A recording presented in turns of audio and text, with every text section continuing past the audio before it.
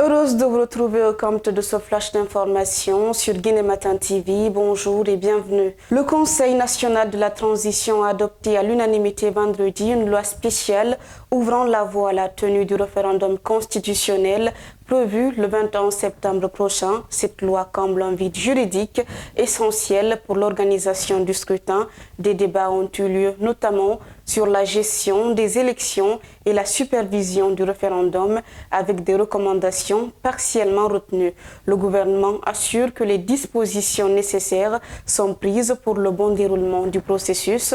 Le CNT insiste sur la publication rapide des textes d'application de cette loi cruciale.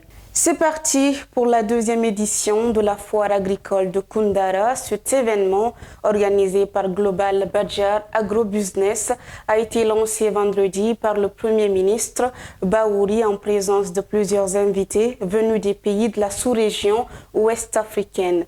Le chef du gouvernement a saisi l'occasion pour vanter le potentiel agricole de la région du Badjar. Il a aussi promis la réalisation de plusieurs forages pour encourager les groupements de femmes. Il a également annoncé des modalités pratiques et rapides pour la relance de la culture du coton dans les préfectures de Gawal et Koundara, ainsi que dans la région de la Haute-Guinée. Les premières journées des chargeurs guinéens tenues à Conakry les 23 et 24 avril ont marqué une étape décisive pour la logistique en Afrique, réunissant acteurs clés et plus d'une dizaine de pays. L'événement a abouti à 7 recommandations majeures. Ces pistes visent entre autres à reformer les conseils de chargeurs, sécuriser leur financement, renforcer la collecte des données et investir dans la formation et la modernisation des infrastructures.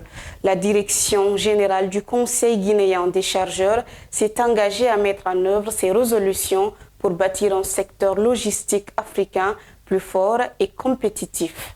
Et pour finir, les opérations de démolition du marché Djaka, 6 au quartier Kabada, 1 dans la commune urbaine de Kankan, ont été démarrées vendredi. Les dites opérations, supervisées par les autorités locales et les forces de sécurité, s'inscrivent dans un projet gouvernemental de construction de marchés modernes annoncé par le ministre de l'Urbanisme.